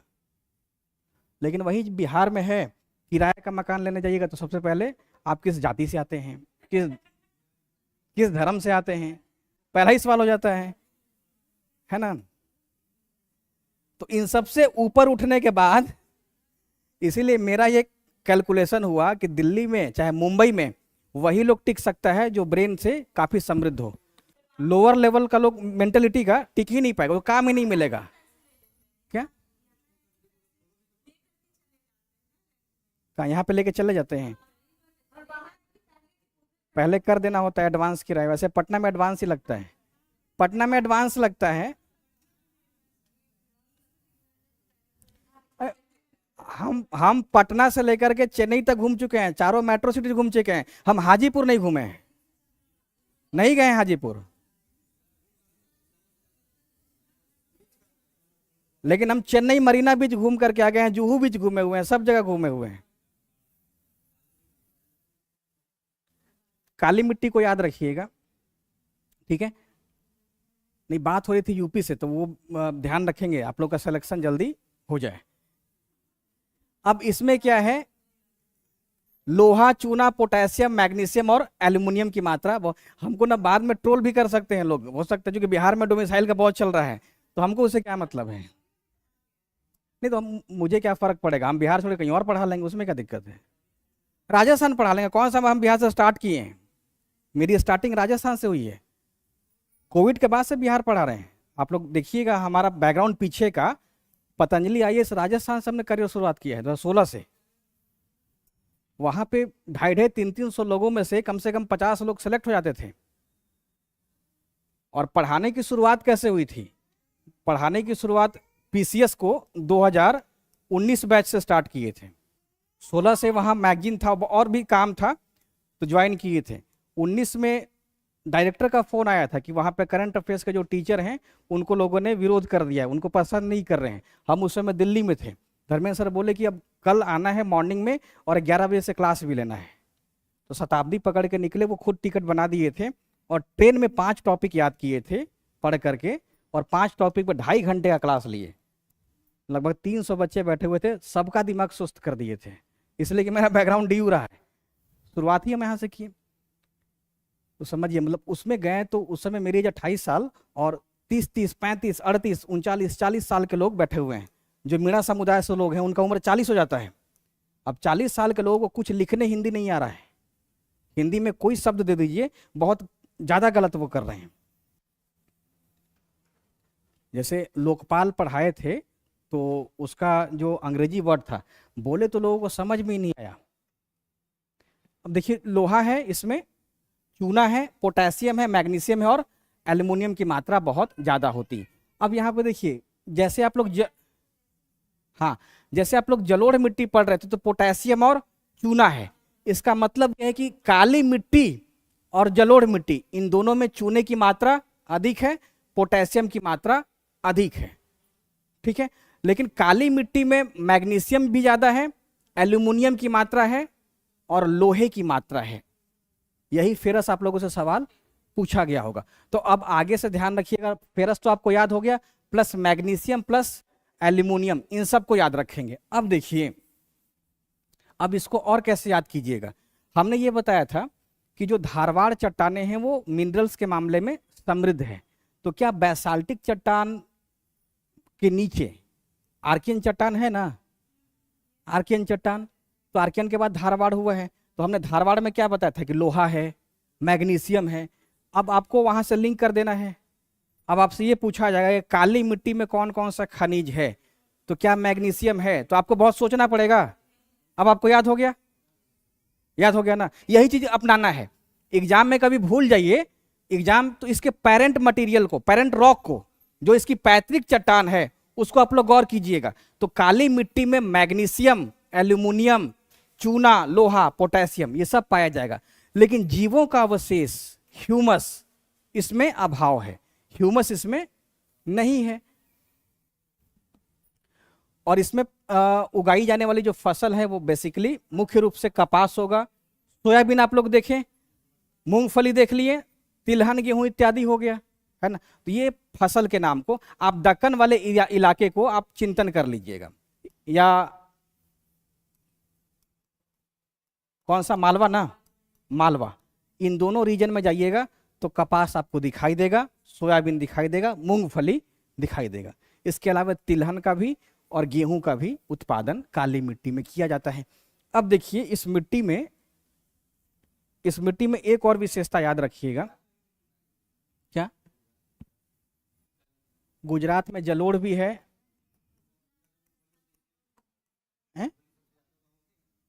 हाँ, तो दक्कन वाला हिस्सा है ये ना, है वहां पे, प्लस मालवा वाला भी तो हिस्सा है। मालवा का पठार जब बताए थे तो क्या बताए थे कि यह मध्य प्रदेश का पश्चिमी, गुजरात, राजस्थान का दक्षिण पूर्वी और गुजरात का भी पूर्वी भाग में पाया जाता है। तो इस कारण से उस इलाके में होगा। लेकिन जो काठियावाड़ प्रायद्वीप है, यहाँ पे नदियों की मात्रा, नदियों की संख्या ज्यादा है, शत्रुनिजी, भद्रा, ढाढर, माही, साबरमती, है ना। तो जलोढ़ मिट्टी भी है यहाँ पे, वहां है। अब देखिए काली मिट्टी में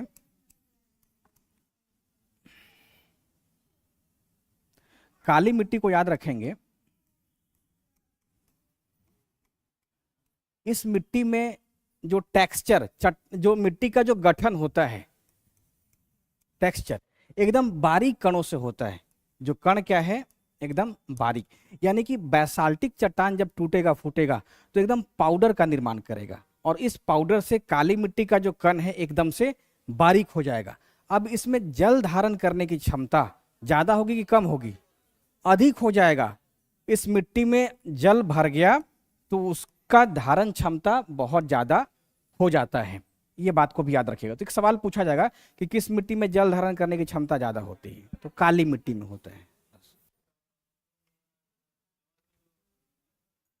हम लोग के यहाँ दो प्रकार की मिट्टी है, एक बांगर है, खादर है।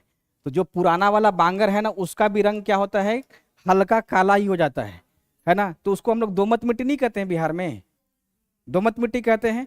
तो दोमट में भी देखिएगा तो दरार पैदा हो रहा है, लेकिन दोनों को, काली को भी देखिए, काली में दरार आपको बहुत बड़ा बड़ा दिखाई देगा, मतलब लगेगा कि उसमें आदमी भी घुस जाएगा, निकल जाएगा। चंबल का बिहड़ देखिएगा तो वो भले काली मिट्टी नहीं है, लेकिन वो और ज्यादा दरार दिखाई देगा। तो मिट्टी की विशेषता ही है, अलग अलग प्रकार की मिट्टी की विशेषता हो गई है। तो काली मिट्टी का जो दरार है वो बहुत चौड़ा चौड़ा है, और वही बिहार का जो दोमट मिट्टी है वो बहुत, मतलब घास टाइप में भी रहता है, उसके नीचे देखिएगा तो फटा हुआ है, यही ना, और गहराई कम रहता है। दरार है लेकिन ऊपर हिस्से में है, काली मिट्टी में अंदर तक दरार पैदा हुआ है। क्या है? जोर से बोलिएगा तब आवाज आएगी। हाँ हाँ, दोमट मिट्टी में हो जाता है दरार। तो देखिए वो मिट्टी जिसमें जल की मात्रा गई, अब वो सूख रहा है, तो सूख जाने के बाद दरार उत्पन्न हो रहा है, तो दोमट मिट्टी में भी हो जाता है। लेकिन बात होती है काली मिट्टी की, तो काली मिट्टी में एक्चुअल आपको दरार, बड़ा बड़ा दरार दिखाई देगा। कभी जा करके देखिएगा तो खेत में चलना मुश्किल है, इतना दरार है। वैसा बिहार में नहीं है। लाल और पीली मिट्टी तीसरा मिट्टी है, लाल और पीली मिट्टी। अब लाल और पीली मिट्टी का निर्माण कैसे हुआ है? ग्रेनाइटिक चट्टानों के टूटने फूटने से, यानी कि ग्रेनाइट, नीस और सिस्ट, इन सभी चट्टानों के टूटने फूटने से काली मिट्टी, लाल और पीली मिट्टी का निर्माण हुआ है। अब लाल मिट्टी का निर्माण जब हो गया, अब कहीं कहीं लाल मिट्टी में जल भरा हुआ है, तो जल भर जाने से लाल मिट्टी का ही जो रंग है वो पीली हो जाती है। तो लाल और पीली मिट्टी एक ही जगह पर पाया जाता है, जहां जहां वो जगह वेट है, आर्द्र है। एक बार बोलने दीजिए, पूछिए। चट्टान है, एक प्रकार का चट्टान है, ग्रेनाइट से नीस बना, नीस से सिस्ट बन गया, तो वो एक प्रकार का चट्टान है। क्या आप बैसाल्ट चट्टान देखे हैं? जब बैसाल्ट नहीं देखे हैं तो फिर आप मान लीजिए कि बैसाल्ट चट्टान ब्लैक है, ठीक है। कंग्लोमरेट तो नहीं देखे हैं आप लोग, चुना पत्थर नहीं देखे हैं? अब नहीं देखे हैं तो यहाँ प्रैक्टिकल का वैसा तो है नहीं कि हम दिखाएं आपको ग्रेनाइट, नीस, सिस्ट। ये सब पटना विश्वविद्यालय में एक बक्सा में चट्टान लेकर के आया, तो हम लोग को वहाँ पे उस समय जो टीचर थे वो दिखाने की कोशिश की, लेकिन बाद में वही कंफ्यूज करके कि पता ही नहीं चला कौन ग्रेनाइट है कौन सा बैसाल्ट है। मंगवाए थे बेचारे, तो एक आया था लेकर के बक्सा में, तो कंफ्यूज हो कि कौन सा ग्रेनाइट है, पता ही नहीं चला उनको।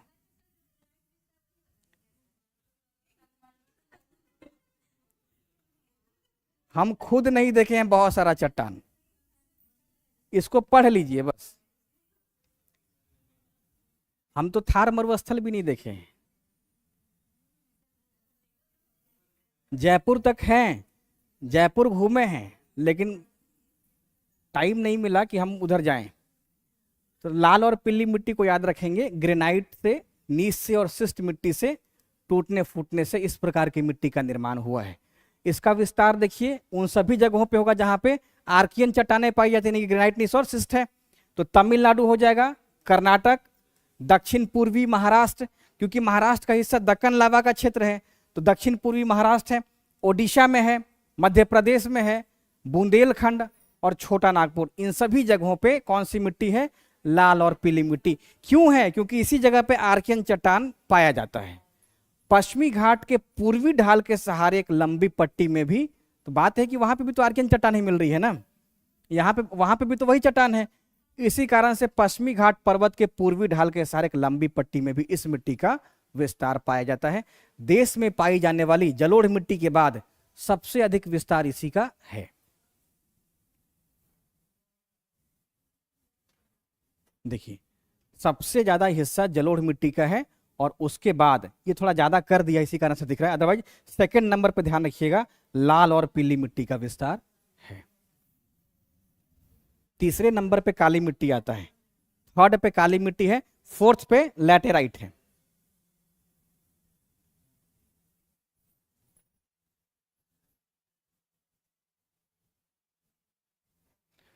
नेक्स्ट पॉइंट हो जाता है हम लोगों का, इसका निर्माण ग्रेनाइट, नीस और सिस्ट जैसे खनिजों से, चट्टानों के टूटने फूटने से होता है। अब सवाल यही कि इसमें क्या पाया जाएगा?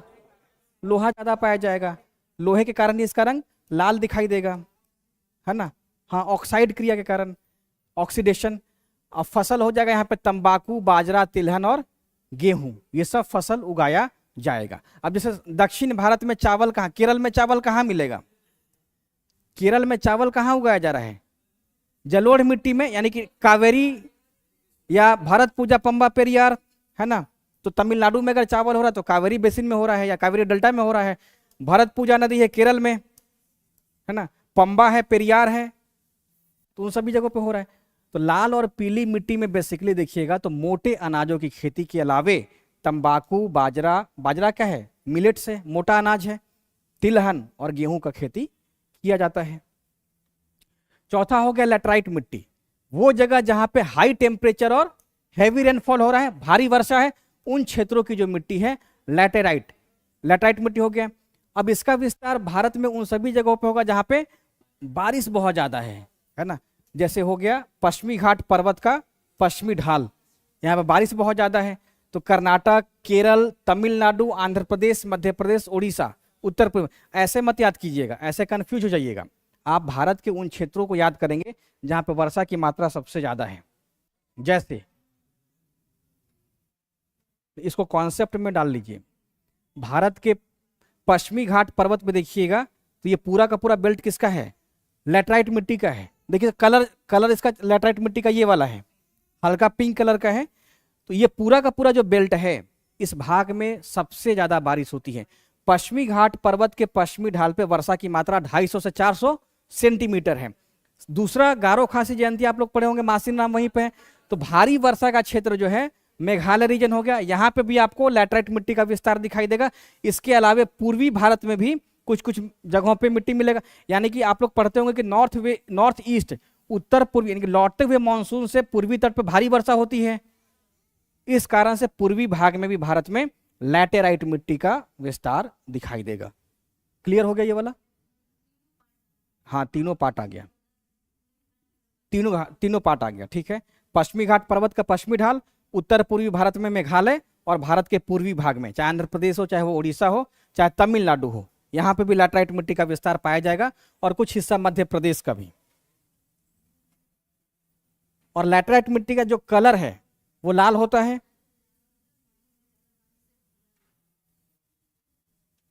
और इसी लैटराइट मिट्टी में काजू की खेती की जाती है। लैटेराइट मिट्टी में मोटे अनाज की खेती की जाती है। चाय, कॉफी, रबर, सिनकोना, ये सब का सब क्या है, यहां पे उगाया जाता है। लैटराइट का कलर कैसा होगा, लाल, और नाम में क्या है, ईंट लगा है, ध्यान रखिएगा, ईंट। तो ईंट, इसी से ईंट बनता है। आप लोग बोर्ड की तरफ देखिए, आपको लैटराइट का कलर दिख रहा होगा। मेरा जो शर्ट है ना वो सेम है, लैटराइट ही है ना। इसको लाल कहिएगा ना मरून कहिएगा, कौन सा कलर है, लैटेराइट है। तो यही मिट्टी लैटराइट मिट्टी कहलाती है। बस 5 मिनट और। इसके बाद सूखा या शुष्क क्षेत्रों में, भारत में वो सब जगह जो डेजर्ट है, विशेष रूप से राजस्थान का पश्चिमी भाग, यहाँ पे शुष्क मिट्टी पाई जाती है। इसमें सामान्य मात्रा में फास्फोरस होता है। लेकिन सूखा मिट्टी के पीछे जो मेन फैक्टर है यहाँ पे, वो ताप है। ताप, रेनफॉल नहीं, ताप, बेसिकली ताप।